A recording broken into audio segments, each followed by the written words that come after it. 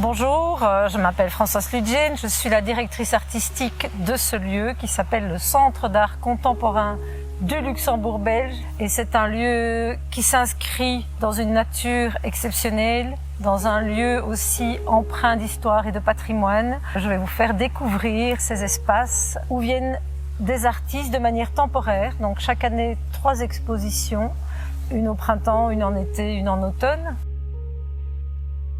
Nous sommes ici en pleine forêt. On navigue dans le temps, entre même des époques très reculées jusqu'à 200 millions d'années par des petites traces, des choses plus visibles qui sont là-haut, à Montauban, de ruines de fortifications de l'époque gallo-romaine et du haut Moyen-Âge. Et puis ici, dans la partie basse de Montauban, des ruines d'une époque sidérurgique, donc de forge. On retrouve là une très belle ruine de la halle au charbon de cette époque-là.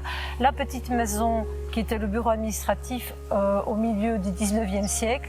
Et puis maintenant, l'art contemporain est ici avec un espace qui date de 2014 qui s'appelle l'espace René Graege, réalisé à partir de 4 containers maritimes.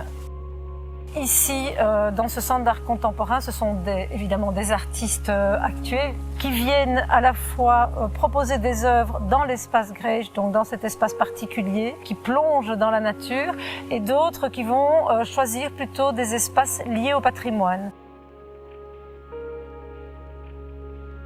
Bonjour, je suis Didier Culot, conservateur du musée Gaumet à Virton, et nous sommes ici à Montauban. Le musée de Montauban a été construit par un architecte belgo-polonais extrêmement célèbre qui s'appelle Konstantin Brodsky. Et il a voulu construire un musée qui serait parfaitement invisible sur la colline. Donc lorsqu'on arrive sur la colline, on ne voit pas le bâtiment. C'est un bâtiment semi-enterré.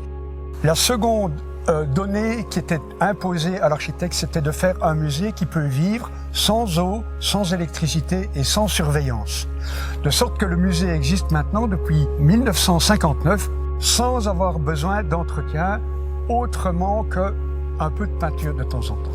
Et les blocs ont été scénographiés, c'est-à-dire agencés à l'intérieur en sorte que la lumière du soleil compense largement la lumière électrique. Donc il n'y a pas de lumière artificielle dans le musée. C'est une découverte pour les visiteurs parce qu'ils ne s'attendent pas à voir des objets précieux dans un environnement aussi naturel.